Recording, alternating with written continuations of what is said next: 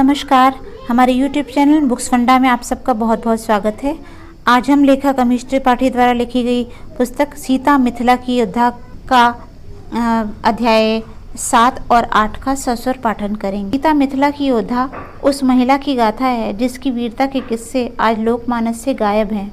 यह उपन्यास एक दत्तक पुत्री सीता के मिथिला के प्रधानमंत्री और फिर अपने व्यक्तित्व और काम से देवी का दर्जा पाने की कथा को बेहद ही रोचक अंदाज में बयान करता है। तो चलिए शुरुआत करते हैं। सीता तालाब के पास बैठे हुए न्याय सूत्र पढ़ रही थी, जो भारतीय दर्शन न्याय दर्शन का परिचय था। विश्वामित्र को ऋषि श्वेतकेतु को गुरुकुल में आए कुछ महीने बीत चुके थे। भूमि, राधिका ने सीता के गुरुकुल के नाम को पुकारते हुए कहा, तुम्हारे घर से कोई तुम्हें मिलने आया है। सीता ने झुंझलाते हुए आभारी, वो इंतजार नहीं कर सकते थे। वो ऋषि श्वेतकेतु से पूछने के लिए सवालों की सूची तैयार कर रही थी। अब इस काम में देर हो जानी थी। समीची घाट के पास सब्र से खड़ी थी, सीता का इंतजार करते हुए। उनके पीछे 10 आदमियों का दल खड़ा था। वो उनके मातहत थे। समीची अब झुग्गी से आई लड़की नहीं रह गई थी। पुलिस बल में भर्ती होने के बाद उसने वहाँ तेजी से पदोन्नति की सीढ़ियाँ चढ़ी थीं। सब जानते थे कि शाही परिवार उन्हें पसंद कर। मिथिला की झुग्गी से राजकुमारी सीता को बचाने की वजह से वो उनका ऋणी था। उनकी उपस्थिति में लोग संयमित व्यवहार करते थे। किसी को भी उनकी सही उम्र का पता नहीं था, यहाँ तक कि समीची को भी नहीं। देखने से बस वह 20 के दशक की शुरुआत में लगती थी। उनकी उम्र की गैर शाही महिला के लिए पुलिस बल में उच्च स्थान प्राप्त करना गर्व की बात थी, लेकिन फिर उन्होंने राजकुमारी को बचाया था। समीची, आवाज़ पहचान कर समीची गुर्राई। ये वही बदतमीज लड़का था जो काम्लराज। दौड़कर आने के कारण उसकी सांस फूली हुई थी उत्साह से। किसी ने बताया तुम यहाँ आए हो, मैं दौड़कर यहाँ आ गया। किसी ने बताया कि तुम यहाँ हो, मैं दौड़कर यहाँ आ गया। समीची ने 12 साल के लड़के को देखा। उसने हाथों में गुलाब पकड़ा हुआ था। समीची ने आंखें सिकोड़ी और उसे धक्के देकर भगा देने की भावना को दबाया। मैंने तुम्हें बताया, मुझे लगा तुम्हें गुलाब पसंद आएगा, काम्ल ने शर्माते हुए कहा। पिछली बार मैं यहाँ आने पर मैंने तुम्हें फूलों की खुशबू का मज़ा लेते देखा था। समीची रुखाई से फुसफुसाई, मुझे किसी तरह की खुशबू में दिलचस्पी नहीं है। बिना हार माने काम्ल ने अपना हाथ आगे किया और अपनी उंगली दिखाई जिससे खून निकल रहा था। उसकी सहानुभूति हासिल करने का बेकार प्रयास। उसने फूल तोड़ने से पहले खुद कांटों से अपनी उंगलियों को घायल कर लिया था। जब उसे यह प्रयास भी काम आता नहीं लगा तो उसने कुछ कदम पीछे उसकी तरफ बढ़ाए। तुम्हारे पास मेरी उंगली के लिए कोई औषधि है? समीची दोनों के बीच में कुछ अंतर रखने के लिए थोड़ा पीछे हटी। ऐसा करते हुए वह एक पत्थर से टकराकर लड़खड़ा गई, हल्का सा। काम्ल उसे पकड़ने के लिए भागा। बेचारा लड़का सच में उसकी मदद करना चाहता था। आगे की घटना बड़ी तेजी से घटित हुई। समीची गुस्से से चिल्लाई, लड़के की बाँह मरोड़ते हुए, और जोर से उसे एक लात जमाई। काम्ल आगे की तरफ गिर पड़ा। समीची ने अपनी कोहनी उठाकर उसे जोर से मारा। लड़के की नाक टूट गई तुरंत ही। काम्ल ने अपनी खून बहती नाक को पकड़ा और समीची गुस्से से दहाड़ी, मुझे कभी हाथ मत लगाना। अब काम्ल जोर से रो रहा था। वह डर से दुबका हुआ जमीन पर पड़ा था, खून से लथपथ, कांपता हुआ। पुलिस वालों ने आगे आकर लड़की को उठाने में मदद की। उन्होंने चोरी छिपे डरी हुई नज़रों से अपनी नेता को देखा। सबके मन में एक ही ख्याल था, ये सिर्फ एक बच्चा है, उन्हें हो क्या गया है। समीची के पथराए चेहरे पर अफसोस की कोई झलक नहीं थी। उन्होंने एक मिथिला के पुलिस वाले को हाथ हिलाते हुए इशारा किया, इस पागल को दफ़ा करो यहाँ से। पुलिस वाला लड़के को सहारा देकर ले जाते हुए गुरुकुल के वैद्य को दिखाने चला गया। दूसरे पुलिस वाले घबराए हुए दूसरे पुलिस वाले घबराए हुए से वापस घाट पर आकर खड़े हो गए। हवा में अपने नेता के बारे में अनकहे शब्दों का भारीपन था। समीची के साथ कोई तो समस्या है। समीची। पेड़ों के बीच से आती हुई सीता को देखने के लिए सभी मुड़े और समीची ने गिरगिट की तरह रंग बदल लिया। खुलकर मुस्कुराते हुए वह आंखों में प्यार भरे आगे भागी। कैसी हो तुम समीची? सीता ने अपने दोस्त को गले लगाते हुए पूछा। इससे पहले कि समीची कुछ जवाब दे पाती, सीता कुछ दूरी पर खड़े हुए पुलिस वाले की ओर मुड़ी और अपने हाथ जोड़कर मुस्कुराते हुए उसे नमस्ते की। पुलिस वाले ने भी हाथ जोड़कर सिर झुकाते हुए नमस्ते की। पता नहीं हमेशा तुम्हारे आदमी इतने डरे हुए क्यों दिखाई देते हैं, सीता फुसफुसाई। समीची ने दांत पीसते हुए अपना सिर हिलाया और सीता का हाथ पकड़कर उन्हें वहां से कुछ दूर ले गई। उन्हें छोड़ो राजकुमारी, समीची ने स्नेह से मुस्कुराते हुए कहा। मैंने तुमसे पहले भी कहा है ना समीची? मैंने तुमसे पहले भी कहा है ना समीची? सीता ने कहा। जब हम एकांत में हों तो तुम मुझे सीता बुलाया करो, राजकुमारी नहीं। तुम मेरी दोस्त हो। वैसे भी अब तो कोई भी मुझे राजकुमारी नहीं समझता। जिसको जो सोचना है वो सोचे। मुझे तो आपके मिथिला की राजकुमारी होने पर कोई संदेह नहीं है। सीता ने अपनी आंखें घुमाई। हाँ सही है, राजकुमारी मुझे भेजा गया है। सीता ने समीची को टोका। सीता, राजकुमारी नहीं। क्षमा करना सीता, आपको घर आना ही होगा। सीता ने आह भरी। तुम जानती हो समीची, मैं नहीं आ सकती। पहले ही मैं माँ को बहुत परेशान कर चुकी हूँ। सीता, अपने साथ ऐसा मत करो। चाचा वाली घटना के बारे में सब जानते हैं, जब मैंने उनकी शाही मोहर तोड़ दी थी। सीता ने कुशध्वज के पिछली बार मिथिला आने की घटना को याद दिलाते हुए कहा। तब से वह माँ और मिथिला को परेशान किए जा रहे हैं। सब उसका दोष मुझे देते हैं और ये सही भी है। मुझे बस दूर रहना चाहिए। सीता, आपके माता पिता आपको याद करते हैं। रानी सुनैना बहुत बीमार है, आपको ज़रूर आना है। माँ को कुछ नहीं होगा, वो शक्तिशाली महिला है। तुम ये सब बस मुझे गुरुकुल छोड़कर घर आने के लिए कह रही हो ना? लेकिन ये सच है। चाहिए सच ये है कि माँ को उर्मिला और राजकाज पर ध्यान लगाना चाहिए। तुम तो जानती ही हो, बाबा खुद में लीन रहते हैं। तुमने खुद मुझे बताया है कि लोग मेरे बारे में क्या कहते हैं। उन्हें परेशानी बढ़ाने के लिए मेरी कोई ज़रूरत नहीं है। सीता, बस बहुत है, सीता ने अपना हाथ उठाते हुए कहा। मैं इस बारे में और बात नहीं करना चाहती। सीता, चलो छोड़ो, चलो छड़ी अभ्यास करते हैं। चल रही हो ना? विषय बदलने के लिए ही ना, समीची ने सोचा। चलो ना, सीता कहते हुए वहाँ से मुड़कर चली गई। समीची उनके पीछे चल दी। विश्वामित्र मलयपुत्र के गंगा आश्रम में अपनी सादी सी कुटिया में पद्मासन में बैठे थे। वह ध्यान लगा रहे थे, अपने दिमाग से सारे ख्यालों को हटाने की कोशिश करते हुए, लेकिन आज वह इसमें सफल नहीं हो पा रहे थे। उन्होंने एक सीटी की ध्वनि सुनी थी और तुरंत ही इसे पहचान लिया। यह पहाड़ी मैना की आवाज़ थी, मधुर आवाज़ की धनी पक्षी जो सीटी बजा सकता था, गीत गाता था, चीखता था और नकल भी उतार सकता था। यह अपने घर से इतनी दूर यहाँ क्या कर रही है, इस समतल क्षेत्र में? उनका मन अतीत की एक घटना पर चला गया, जब उन्होंने एक और बार किसी अनजान जगह पर मैना का स्वर सुना था। कमाल है, मन किस तरह विचरण करता है, इतना तेज और इतना अनिश्चित। दशकों पहले के उस दिन की याद आज अचानक मन में सजीव हो उठी थी।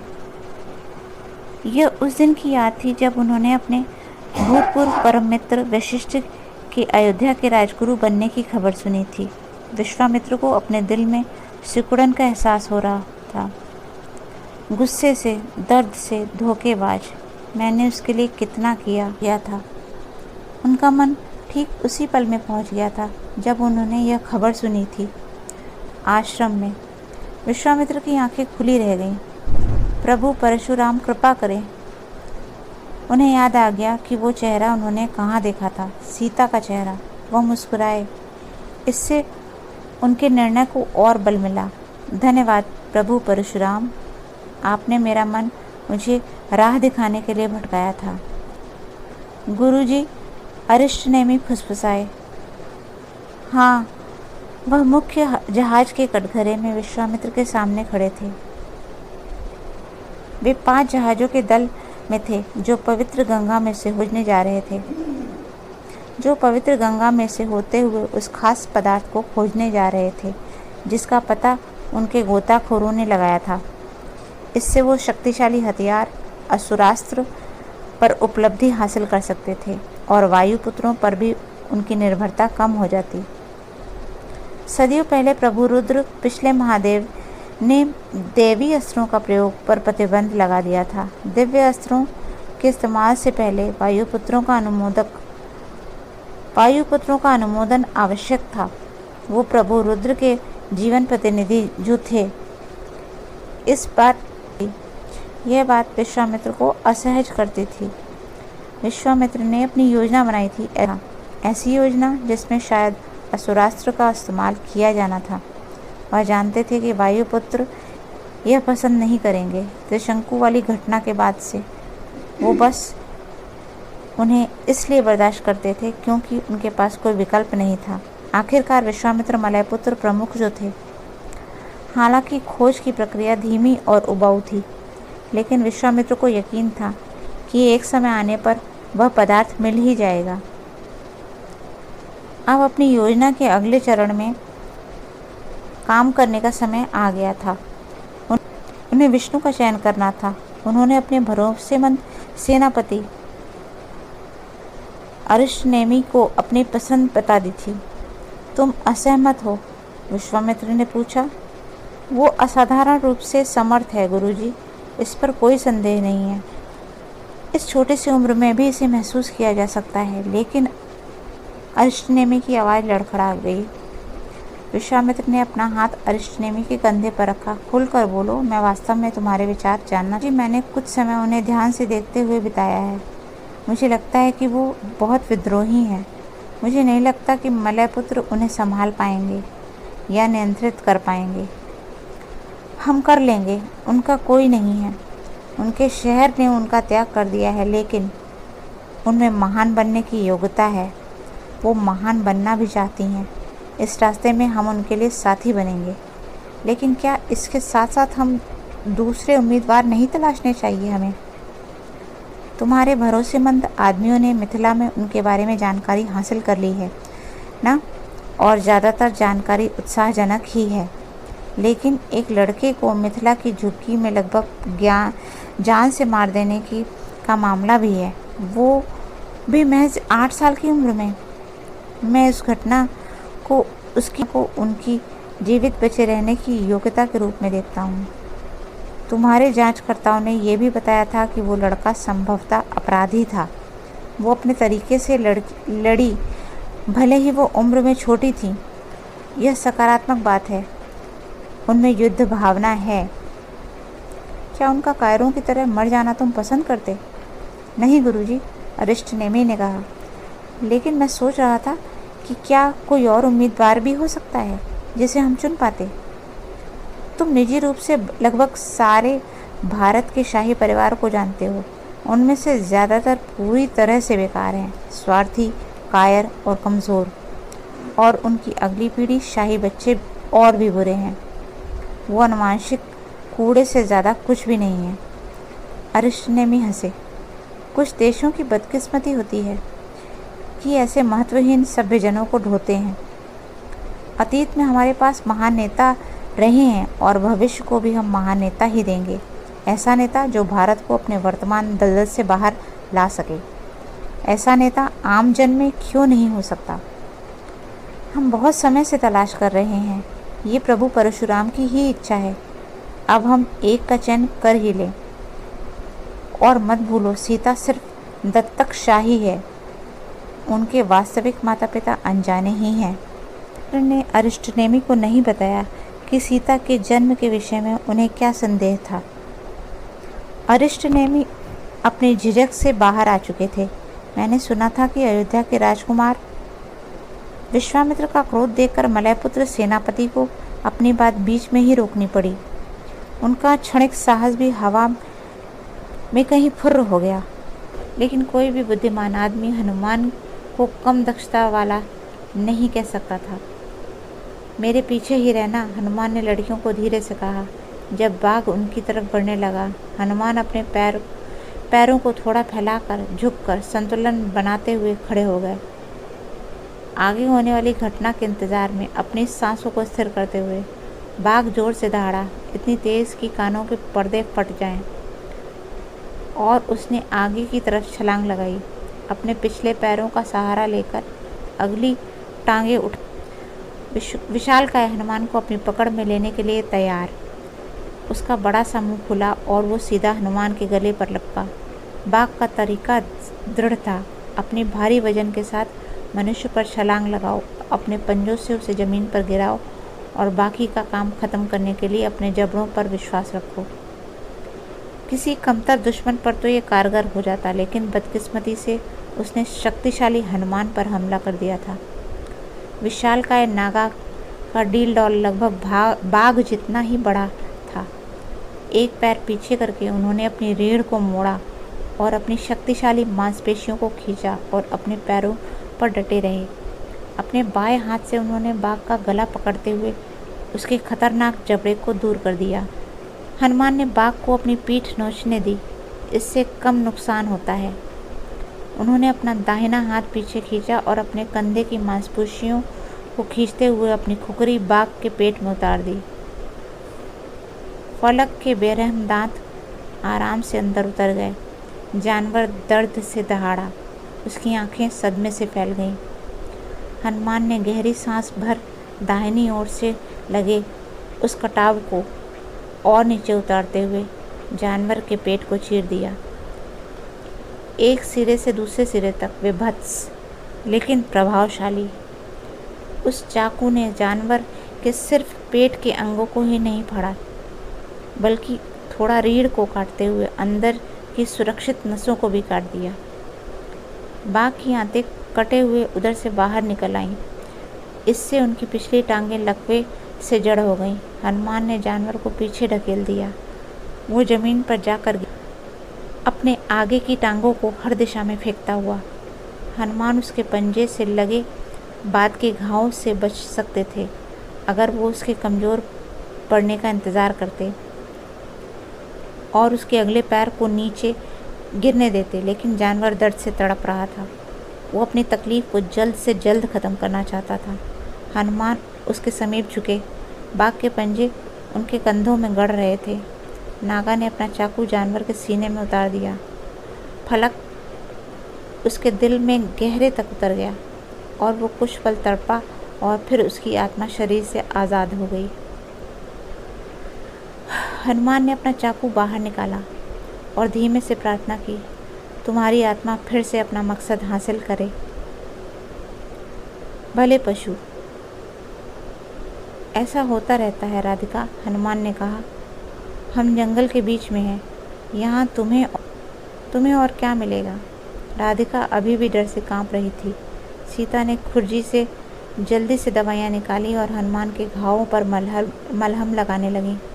वो घाव जानलेवा तो नहीं थे, लेकिन उनमें से कुछ गहरे थे। सीता ने एक दो घावों पर टाका भी लगा दिया।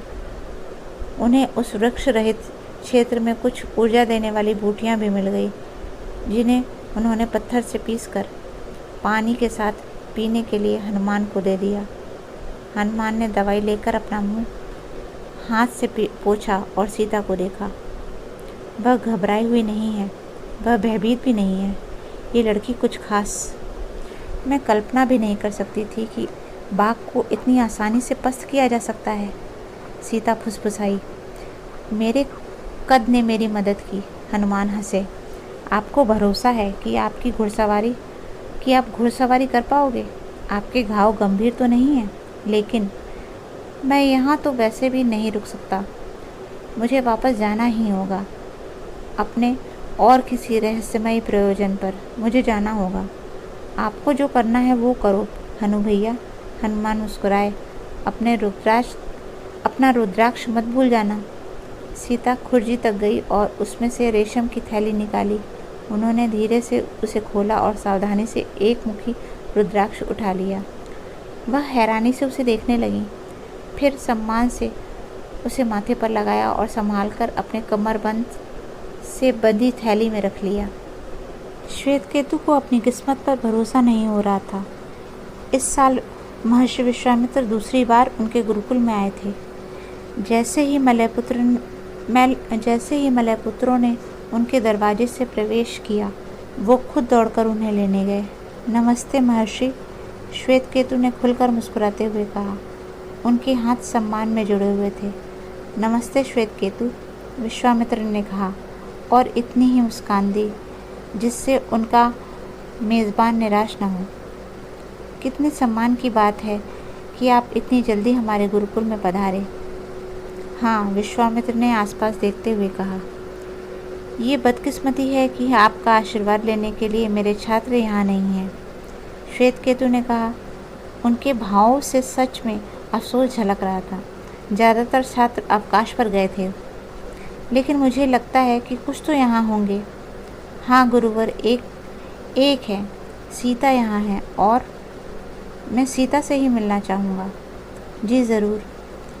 सीता महर्षि विश्वामित्र के साथ उनके लंगर डाले हुए एक प्रमुख जहाज के छज्जे पर खड़ी थी। सीता गंगा की तरफ मुँह किए हुए।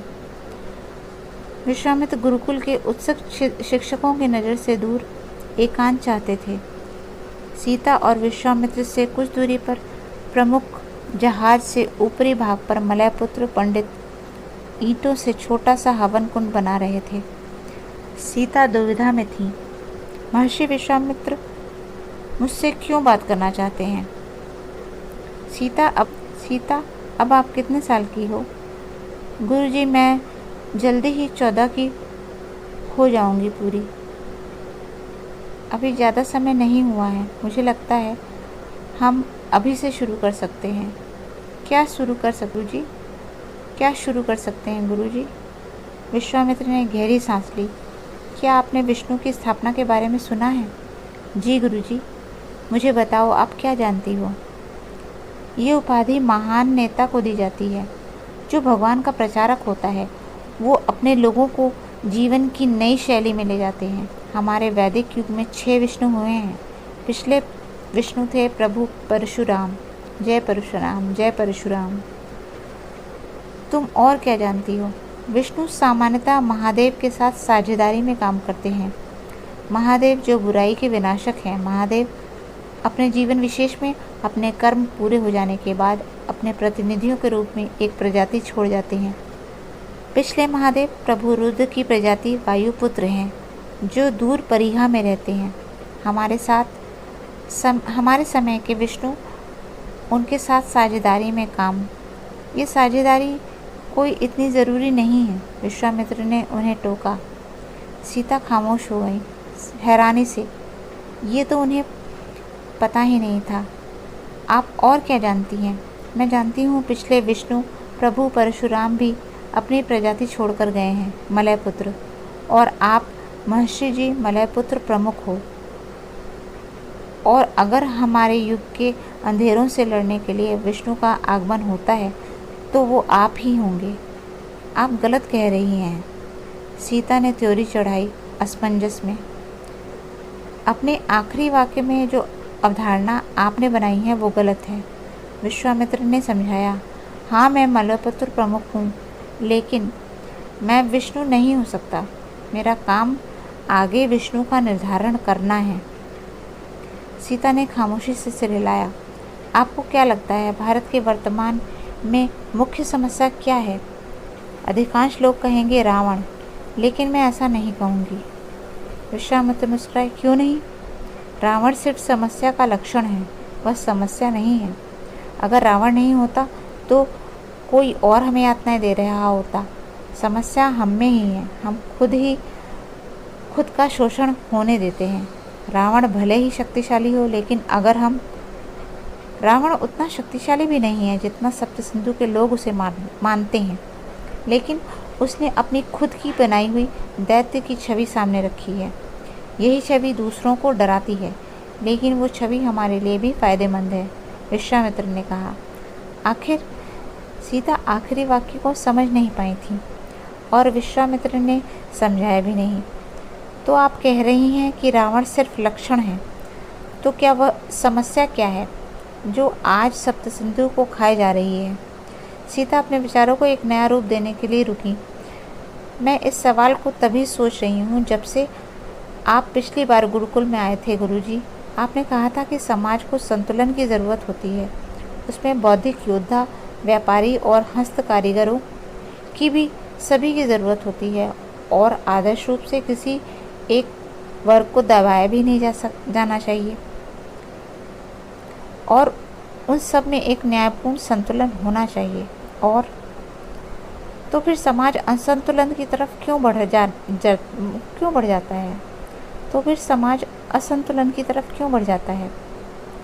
मैं यही सोच रही थी। असंतुलन तब होता है जब लोग अपने आंतरिक गुणों के हिसाब से जीवन नहीं जी पाते। ये तभी होता है जब किसी समूह को दबाया या कम करके आंका जाता है, जैसे आज के समय में सप्तसिंधु में वैश्यों के साथ हुआ। इससे वैश्य गुण वाले लोग हताश और नाराज़ हो गए। ये सब तभी होता है जब आपको अपनी मनमर्जी का नहीं बल्कि अभिभावकों या परिवार का व्यवसाय ही अपनाना पड़े। रावण ब्राह्मण परिवार में पैदा हुआ था, लेकिन स्पष्टता वो ब्राह्मण नहीं बनना चाहता था। वह स्वभाव से ही क्षत्रिय था। ऐसा ही ज़रूर। सीता ने समय रहते अपना मुंह बंद कर लिया, लेकिन विश्वामित्र सीधे उनकी आंखों में देखते हुए उनके भावों को पढ़ रहे थे। हाँ, यह मेरे साथ भी हुआ है। मैं जन्म से क्षत्रिय था, लेकिन ब्राह्मण बनना चाहता था। गुरुजी, आप जैसे लोग दुर्लभ हैं। आप जैसे लोग दुर्लभ होते हैं। अधिकांश लोग परिवार और समाज के दबाव में उनके सामने घुटने टेक देते हैं, लेकिन इससे उनमें गहन निराशा जमा हो जाती है। ये दुखी और नाराज़ लोग असंतुलित और असंतुष्ट जीवन जीते हैं। इसी तरह समाज भी इसे झेलने लगता है। ऐसे क्षत्रिय मिलते हैं जो पराक्रमी नहीं होते और अपने समाज की रक्षा भी नहीं कर सकते। इसे ऐसे ब्राह्मण मिलते हैं जिनकी योग्यताएं शल्य चिकित्सक या मूर्तिकार की हो सकती थी, और फिर ऐसे ही नाकाबिल शिक्षक भी मिल जाते हैं जो और आखिरकार समाज का पतन हो जाता है। आपने समस्या को ठीक पहचाना है, तो फिर इसका समाधान क्या हो सकता है? मैं नहीं जानती कोई अकेला कैसे समाज को बदल सकता है। हम कैसे इस जन्म आधारित जाति प्रथा को बदल सकते हैं जो हमारी भूमि को ही बर्बाद कर रही है? मेरे मन में समाधान है। सीता ने जवाब का इंतज़ार किया। अभी नहीं, विश्वामित्र ने कहा। एक दिन ज़रूर समझाऊंगा, जब आप इसके लिए तैयार हो जाएंगी। अभी हमें एक अनुष्ठान पूरा करना होगा। अनुष्ठान? हाँ, विश्वामित्र ने कहा। वो यज्ञ कुंड की तरफ मुड़े जो जहाज़ के ऊपरी भाग पर बना था। सात मलय पुत्र पंडित जहाज़ के एक ओर खड़े होकर इंतज़ार कर रहे थे। विश्वामित्र का संकेत पाकर वो भी यज्ञ कुंड की तरफ चल दिए। आओ, विश्वामित्र ने सीता को चलने का इशारा किया। वो यज्ञ कुंड अपरंपरागत पद्धति से बना था, या कम से कम सीता तो इससे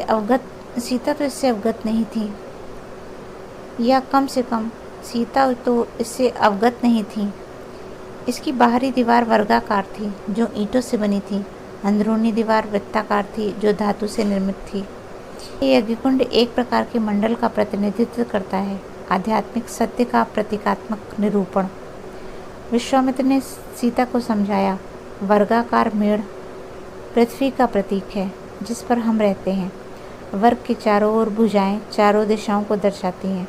वर्ग के अंदर का स्थान प्रकृति को दर्शाता है। यह असंस्कृत और निर्जन है। इसके अंदर का वर्ग चेतन की राह को दिखा रहा है, परमात्मा की राह को। विष्णु का कार्य अपने जमीनी जीवन के अंदर के परमात्मा को तलाशना ही है। भगवान विष्णु तक पहुँचने के मार्ग को रोशन करते हैं। दुनिया से वैरागी होकर नहीं, बल्कि हमारी महान भूमि से अथाह और आध्यात्मिक जुड़ाव के साथ। जी गुरुजी, आप वर्ग के दक्षिण की ओर बैठोगी। सीता विश्वामित्र के द्वारा बताए गए आसन पर बैठ गईं। मलयपुत्र प्रमुख उत्तर की तरफ पीठ और सीता की तरफ चेहरा करके बैठे। एक मलयपुत्र पंडित ने अंदरूनी वृत्ताकार घेरे में अग्नि प्रज्वलित करी। उन्होंने अग्नि देवी को समर्पित एक मंत्र पढ़ा। यज्ञ त्याग विषयक आदान प्रदान का द्योतक होता है। आप अपनी किसी भी प्रिय वस्तु का दान करते हैं और बदले में मंगल कामना पाते हैं। पवित्र अग्निदेव इंसान और देवी के बीच होने वाले इस आदान प्रदान के साक्षी होते हैं। विश्वामित्र ने अपने हाथ प्रणाम की मुद्रा में जोड़े। ऐसे में सीता ने भी और वह बृहदारण्यक उपनिषद से एक श्लोक उच्चारित करने लगी। सीता और 7 मलयपुत्र पंडित भी उनके साथ उच्चारण करने लगे। अस्तो माँ सद्गमया, तमसो माँ ज्योतिर्गमया, मृत्योर्मार्मा अमृतम गमया। ओम शांति शांति।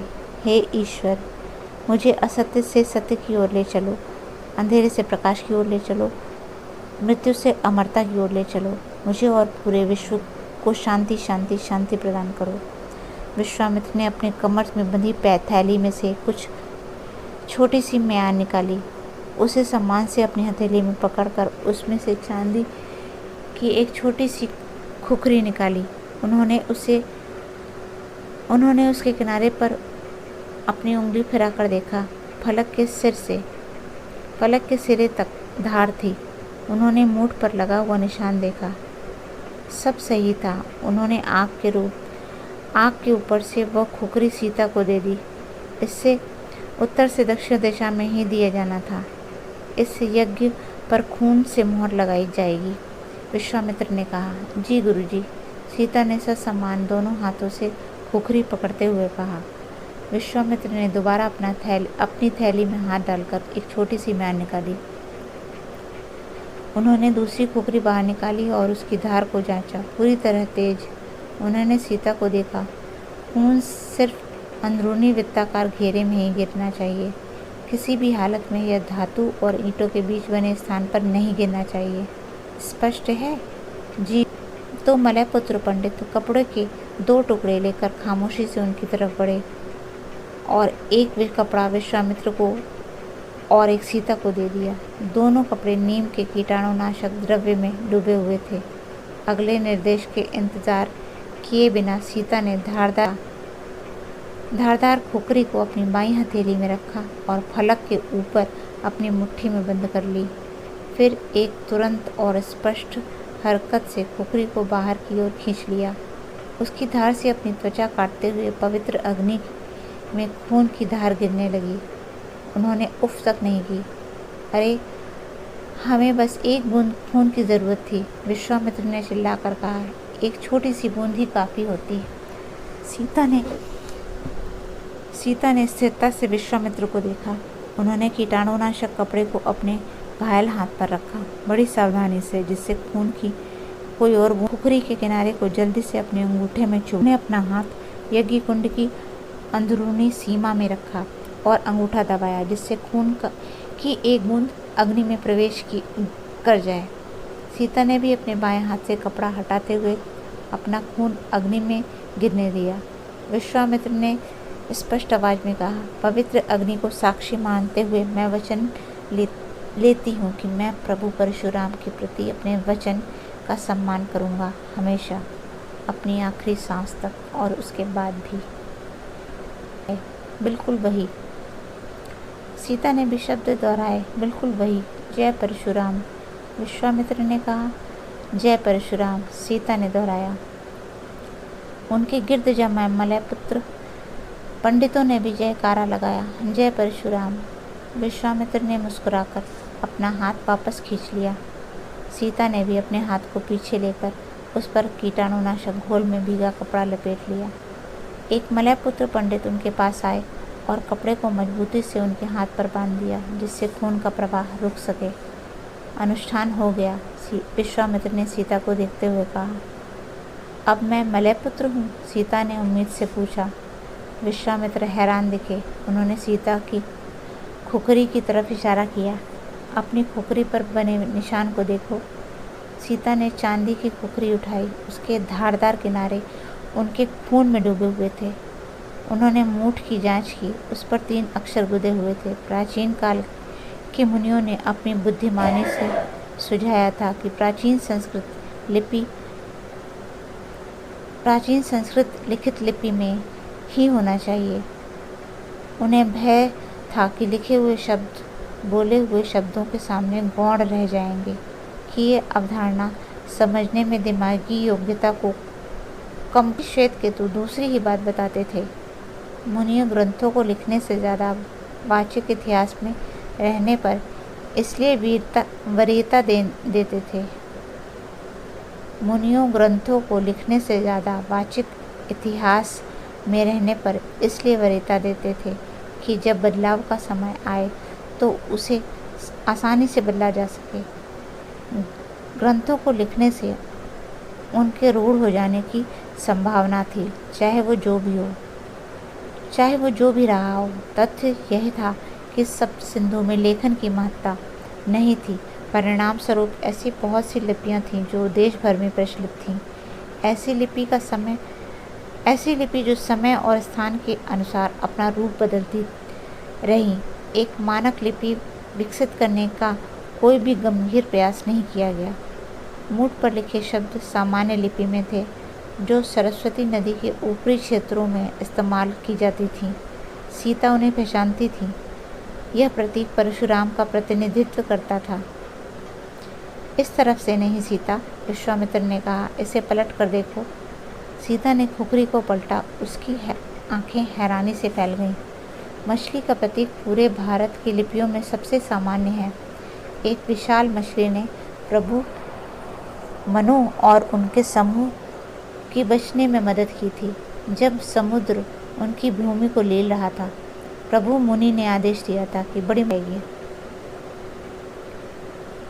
बड़ी मछली को पहले विष्णु की उपाधि प्रभु मत्स्य से सम्मानित किया जाएगा। मछली का प्रतीक विष्णु के अनुयायियों का प्रतिनिधित्व करता है। यह प्रतीक चिन्ह विश्वामित्र की खुखरी की मूठ पर था, लेकिन सीता की मूठ पर जो प्रतीक था वो संशोधित संस्करण था। बेशक वो एक मछली थी, लेकिन उसके सिर पर ताज सुशोभित था। बिना ताज के मछली का प्रतीक दर्शाता था कि आप विष्णु के अनुयायी हो, लेकिन ताज वाली मछली का मतलब था कि आप खुद विष्णु थे। सीता ने दुविधा से विश्वामित्र को देखा। ये खुखरी आपकी ही है सीता, विश्वामित्र ने नरमाई से कहा। हमारा आज का वीडियो आपको कैसा लगा हमें कमेंट सेक्शन में ज़रूर बताएं। और हाँ, वीडियो पसंद आया तो इसे अपने दोस्तों के साथ शेयर करना बिल्कुल ना भूलें। तब तक के लिए घर पर रहिए, स्वस्थ रहिए और अपना ध्यान ज़रूर रखिए और ढेर सारी किताबें पढ़िए। जल्द ही आपके सामने फिर से हाजिर होते हैं एक और नए रोचक विषय के साथ। तब तक के लिए आज्ञा दीजिए। नमस्कार।